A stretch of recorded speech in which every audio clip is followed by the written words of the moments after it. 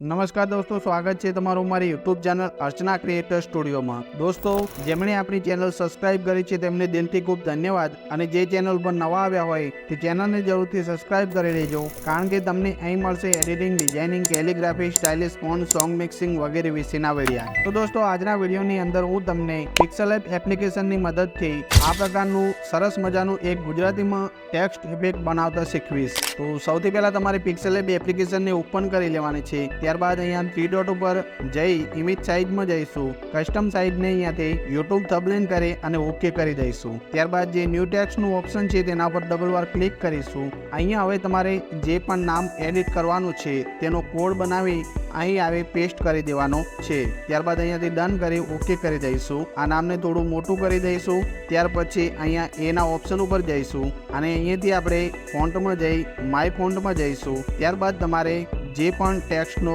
Font લેવાનો છે તેને અહીંયાથી સિલેક્ટ કરી લેવાનો છે। તો અહીંયાથી હું કેલિગ્રાફી વાળો ફોન્ટ લઈશ। તો આ રીતે અહીંયાથી હું કેલિગ્રાફી ફોન્ટની અંદર લગાવી દઉં છું। આ રીતે મેં અહીંયા કેલિગ્રાફી એડ કરી દીધા છે। ત્યારબાદ અહીંયા પેન્ડિંગના ઓપ્શનમાં જઈ અને લેફ્ટ અને રાઈટ સાઈડ બંને સાઈડ થોડી થોડી વધારી દઈશું। તો આ રીતે વધી ગયા બાદ આ નામને અહીંયાથી સાઈઝની અંદર આવી અને મોટું કરી દઈશું। ત્યારબાદ અહીંયાથી રાઈટ ક્લિક કરીશું। રાઈટ ક્લિક કર્યા બાદ રિલેટિવ પોઝિશનમાં આવી આ નામને અહીંયાથી મિડલમાં કરી દઈશું। તમે આ રીતે નામને થોડું એડજસ્ટ કરી શકો છો। ત્યારબાદ અહીંયા પ્લસના આઇકન ઉપર ક્લિક કરીશું। ફ્રોમ ગેલેરીમાં જઈશું। ત્યારબાદ આપણે એક કલર કોડને અહીંયા એડ કરી જઈશું। જે કલર કોડ આપણે જે કલરો આ ટેક્સ્ટની અંદર યુઝ કરવાના છે એ કલર કોડને અહીંયા એડ કરી દઈશું। ત્યારબાદ આ કલર કોડને આ રીતે નાનો કરી અને જે કાનુડો લખેલું છે તેને સિલેક્ટ કરીશું। ત્યારબાદ કલરની અંદર જઈશું। પ્લસના આઇકન ઉપર ક્લિક કરી અહીંયા જે ડ્રોપનું આઇકન છે તેના ઉપર ક્લિક કરીશું। ત્યારબાદ કલરને સિલેક્ટ કર્યા બાદ અહીંયાથી જે થોડો ડાર્ક યલો કલર છે તેને સિલેક્ટ કરીશું। ત્યારબાદ રાઈટ ક્લિક કરી ઓકે કરી દઈશું। અહીંયાથી પણ રાઈટ ક્લિક કરીશું। ત્યારબાદ આ નામની એક કોપી કરી દઈશું। કોપી કર્યા બાદ રિલેટિવ પોઝિશનમાં આવી નામને મિડલમાં કરી દઈશું। ફરી આપણે કલરમાં જઈશું। પ્લસના આઇકન ઉપર ક્લિક કરી આ નામને અહીંયાથી ફૂલ ટ્રાન્સપેરેન્ટ કરી દેવાનું છે। ત્યારબાદ ઓકે કરીશું। અહીંયાથી રાઈટ ક્લિક કરી નીચે સ્ક્રોલ કરીશું। સ્ક્રોલ કર્યા બાદ અહીંયા ઇનર શેડો છે તેની ઉપર ક્લિક કરીશું। ત્યારબાદ ઇનર શેડોને અનેબલ કરી અહીંયાથી ઓફસેટ એક્સ છે તેને 8 જેટલું કરી દેવાનું છે અને ઓફસેટ વાય છે તેને પણ અહીંયાથી 8 જેટલું કરી દઈશું। બ્લરને આપણે થોડું વધારી દઈશું। ત્યારબાદ પ્લસના આઇકન ઉપર ક્લિક કરી અહીંયા કલર ડ્રોપનું આઇકન છે તેના ઉપર ક્લિક કરીશું। ત્યારબાદ જે કલર આપણે કોડ લીધો છે તેના ઉપર ક્લિક કરી અને અહીં યલો કલર છે તેને સિલેક્ટ કરવાનો છે। ત્યારબાદ રાઈટ ક્લિક કરી ઓકે કરી દઈશું। અહીંયાથી પણ રાઈટ ક્લિક કરીશું। તેના પછી તમારે જે મેઇન લેયર છે નીચેની લેયર છે તેને સિલેક્ટ કરવાની છે। જે આપણે ઇનર શેડોની લેયર છે તેને અહીંયાથી લોક કરી દઈશું। ત્યારબાદ તે લેયરને આપણે એક કોપી કરી દઈશું। કોપી કર્યા બાદ અહીંયાથી રિલેટિવ પોઝિશનમાં આવી નામને મિડલમાં કરી દઈશું। ત્યારબાદ કલરની અંદર જઈશું। કલરની અંદર આપણે અહીંયાથી આ કલરને ફૂલ ટ્રાન્સપેરેન્ટ કરી દઈશું। ઓકે કરી દઈશું। રાઈટ ક્લિક કરીશું। ત્યારબાદ નીચે સ્ક્રોલ કરી અહીંયાથી સ્ટોકમાં જઈશું અને સ્ટોકને અનેબલ કરી દઈશું। સ્ટોકને અહીંયાથી તમારે 25 જેટલો કરી દેવાનો છે। ત્યારબાદ જે કલરનું ઓપ્શન છે તેના પ્લસના આઇકન ઉપર ક્લિક કરીશું। અહીંયા ડ્રોપનું આઇકન છે તેના ઉપર ક્લિક કરીશું। અહીંયાથી આપણે કલર કોડને સિલેક્ટ કરી અને જે લાસ્ટમાં ચોકલેટી કલર છે તેને અહીંયા સિલેક્ટ કરીશું। રાઈટ ક્લિક કરીશું। ઓકે કરી દઈશું। ત્યારબાદ અહીંયાથી રાઈટ ક્લિક કરી અહીંયાથી આપણે રિલેટિવ પોઝિશનમાં આવીશું અને આ નામને અહીંયા મિડલમાં કરી અહીંયાથી રાઈટ ક્લિક કરીશું। ત્યારબાદ ટુ બેક કરી દઈશું। ટુ બેક થઈ ગયા બાદ તેની બાજુમાં પોઝિશનનું ઓપ્શન છે તેના ઉપર ક્લિક કરીશું। જે મૂવનું ઓપ્શન છે તેને અહીંયાથી 1px કરી દઈશું।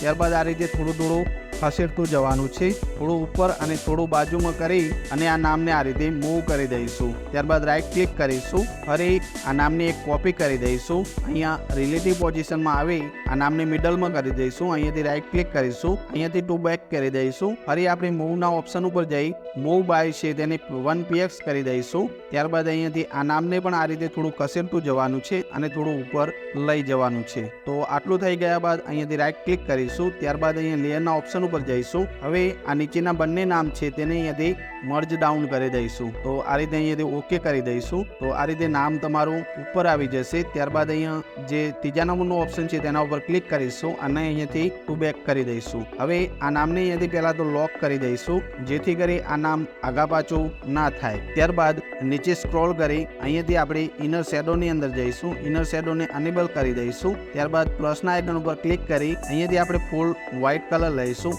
ઓકે કરી દઈશું. જે ઓફસેટ વાય છે તેને આ રીતે થોડો વધારવાનો છે. ઓફસેટ એક્સ છે તેને પણ થોડો વધારીશું. જે બ્લર રેડિયસ છે તેને થોડું 2 કે 3 જેટલું કરી દેવાનું છે. આટલું થઈ ગયા બાદ અહીંયાથી રાઈટ ક્લિક કરીશું. ત્યારબાદ જે બીજા નંબરની લેયર છે તેને અહીંયાથી સિલેક્ટ કરીશું. અહીંયા એના ઓપ્શન ઉપર આવી તેની કોપી કરી દઈશું. કોપી કર્યા બાદ આ નામને પણ રિલેટિવ પોઝિશનમાં આવી મિડલમાં કરી દઈશું. રાઈટ ક્લિક કરીશું. ત્યારબાદ કલરની અંદર જઈશું. કલરની અંદર પ્લસના આઇકન ઉપર ક્લિક કરી અહીંયા ડ્રોપનું આઇકન છે તેના ઉપર ક્લિક કરીશું. કલર કોડને સિલેક્ટ કરી અહીંયાથી ફરી ચોકલેટી કલર લઈશું. રાઈટ ક્લિક કરીશું. ઓકે કરી દઈશું. અહીંયાથી પણ રાઈટ ક્લિક કરી નીચે સ્ક્રોલ કરીશું. અહીંયા સ્ટોકની અંદર જઈશું. સ્ટોકને અનેબલ કરી અહીંયાથી પણ આપણે તે ચોકલેટી કલરને સિલેક્ટ કરવાનો છે. રાઈટ ક્લિક કરીશું. ઓકે કરી દઈશું. અહીંયાથી આપણે 25 જેટલો સ્ટોક આપી અહીંયાથી રાઈટ ક્લિક કરીશું. આ નામને રિલેટિવ પોઝિશનમાં આવી મિડલમાં કરી દઈશું. ત્યારબાદ ટુ બેક કરી દઈશું. ત્યારબાદ પોઝિશનમાં આવી જે મૂવનું ઓપ્શન છે તેની અંદર 1px કરી દઈશું અને આ રીતે નામને થોડું ખસેડી દઈશું.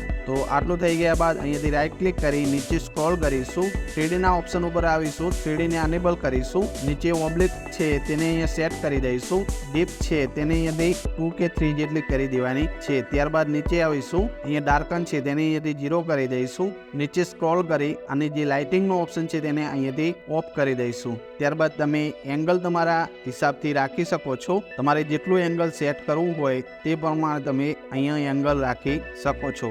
બરાબર, આ રીતે હું એંગલ સેટ કર્યા બાદ નીચે સ્ક્રોલ કરી અહીંયાથી ડીપ છે તેને 2 જેટલી કરી દઈશ. ત્યારબાદ અહીંયાથી રાઈટ ક્લિક કરીશું. તેના પછી આપણે જે બીજા નંબરનું નામ છે તેને સિલેક્ટ કરીશું. 3D ની અંદર જઈશું. 3D ને અનેબલ કરી અહીંયા ઓબ્લિક સેટ કરી દઈશું. ડીપ છે તેને 1 કરી દઈશું. ત્યારબાદ નીચે સ્ક્રોલ કરી ડાર્કન છે તેને 0 કરી લાઇટિંગના ઓપ્શનને ઓફ કરી દઈશું અને અહીંયાથી રાઈટ ક્લિક કરીશું. ત્યારબાદ નામ તમારું આવી રીતે બનીને તૈયાર થઈ જશે. હવે નીચેના નામને સિલેક્ટ કરીશું. ત્યારબાદ નીચે સ્ક્રોલ કરી અહીંયાથી થોડો શેડો આપી દઈશું. ઓફસેટ એક્સ અને ઓફસેટ વાય બંને આ રીતે થોડું વધારી દઈશું. અહીંયાથી રાઈટ ક્લિક કરીશું. ત્યારબાદ જે કલરનું ઓપ્શન છે જે કલરની લેયર છે તેને અહીંયાથી હાઈડ કરી દઈશું. ત્યારબાદ જે ચોથા નંબરના ઓપ્શન ઉપર જઈશું. ફ્રોમ ગેલેરીમાં જઈશું. ત્યારબાદ તમારે આ પ્રકારનું એક બેકગ્રાઉન્ડ લેવાનું છે. તો તમે કોઈ બી બેકગ્રાઉન્ડ લઈ શકો છો અથવા તો આ બેકગ્રાઉન્ડ તમારે જોઈતું હોય તો આપણી ટેલિગ્રામ ચેનલની અંદર મળી રહેશે. ત્યાં હું તમને બેકગ્રાઉન્ડ અને કલર બંને